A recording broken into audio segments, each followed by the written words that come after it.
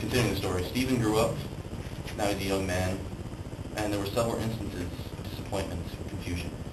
He also suffered after he experienced even the slightest intimate encounter with a girl, as they would pop into his mind at times of thought constantly.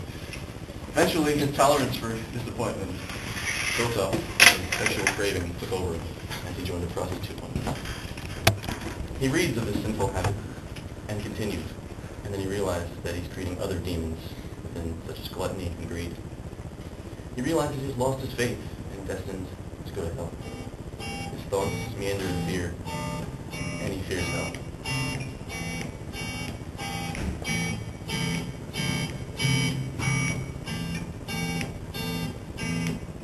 By the way, it's called faith.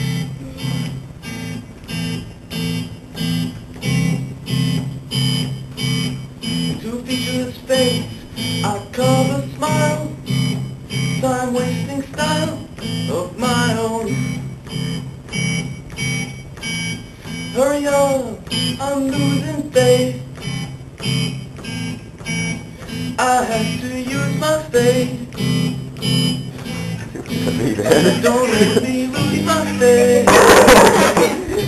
I'm a great believer in faith. I get upset when you're not. Come on, I'm losing faith. I have to use my faith. Don't let me lose my faith.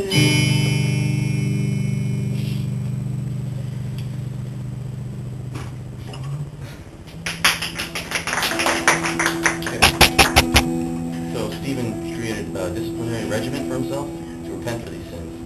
And then one day, the director of his Jesuit school summoned him to offer the future of priesthood, which intrigued him. However, the issue of females being on his mind eventually defeated that prospect, as he took interest to a girl while wandering about. She was swimming in the ocean. It caused him to realize from this young girl that love and desire should be shame, and should instead be embraced, but not with shame.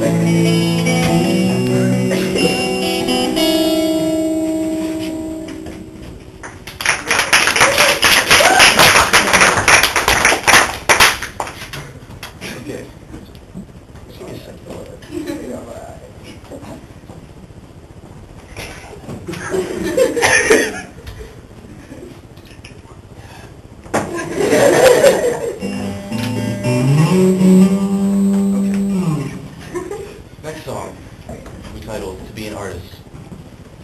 And it's a book makes clear is what it means to become an artist. And Joyce sees the artist as a necessarily isolated figure.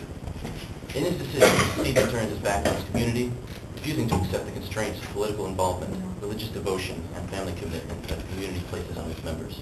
He recognizes that his community will always be a part of him, as it has created and shaped his identity. When he creatively expresses his own ideas, he will also convey the voice of his entire community. Even as Stephen turns his back on the traditional forms of participation and membership in the community, he envisions his writing as a service to the community. Did you use that word? Okay. This one is for you, Joe.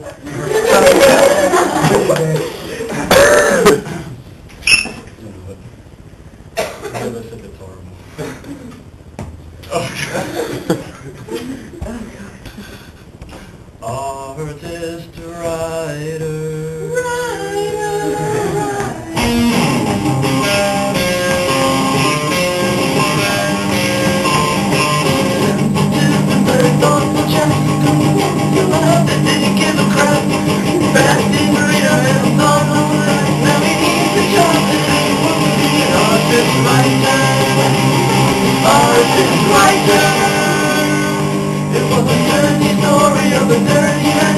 Well, the world around us didn't understand.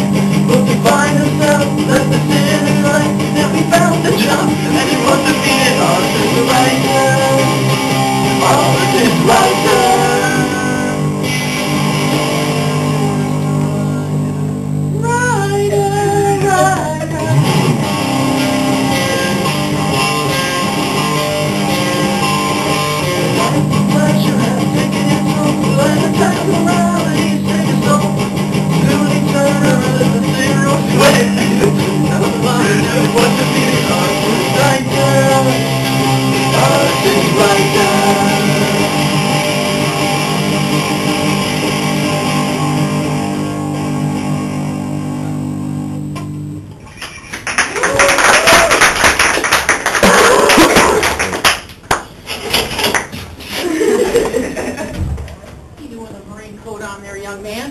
This is definitely our uniform. It's inappropriate. Because I smell it.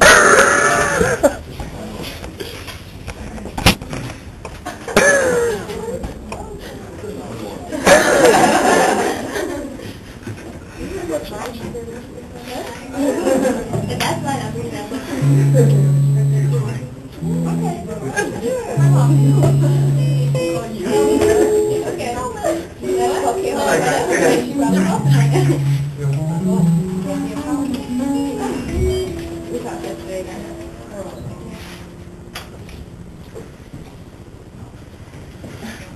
Okay, guys, I'm sorry. Oh, this is the last piece.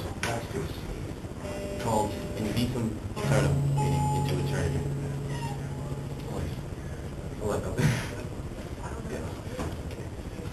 So, when Stephen's at the university, Latin's used as a joke. His friends translate. Yeah. Just this in my cape or something.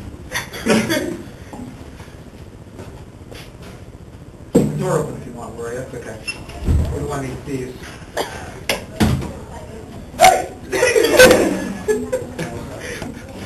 Gary?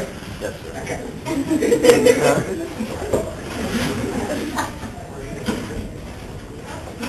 Colloquial.